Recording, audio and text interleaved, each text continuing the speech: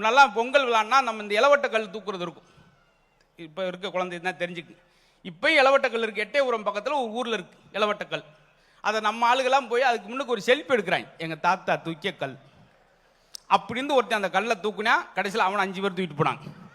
அவங்கள்ல அவன் மேலே போட்டு அமுக்கி, ஐயோ சார் ரொம்ப ஆரோக்கியமான விஷயம் புன்னகைப்பது, சிரிப்பது, எல்லா டாக்டரும் சொல்லியிருக்காங்க.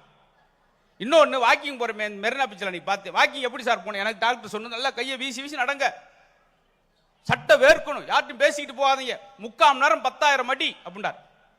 ஆனால் மெரினா பீச்சில் நீ பார்க்குற 20 பேர் ஷூ சாக்ஸும் போட்டுக்கிட்டு சவுண்ட் அதிகமாக இருக்கு, பெர்ஃபார்மன்ஸை காணும், மூவ் ஆக மாட்டேங்கிறான்.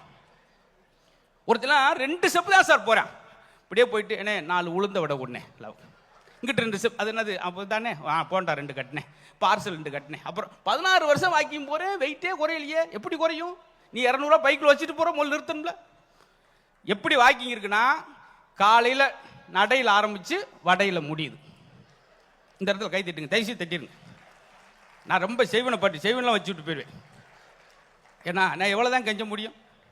இப்போ பார்த்தீங்களா இந்த முகம் எப்படி அழகாக இருக்குது பார்த்தீங்களா? இந்த இடமே கொஞ்ச நேரத்தில் கோயில் மாதிரி மாறிச்சு பார்த்தீங்களா சிரிக்கும் போது.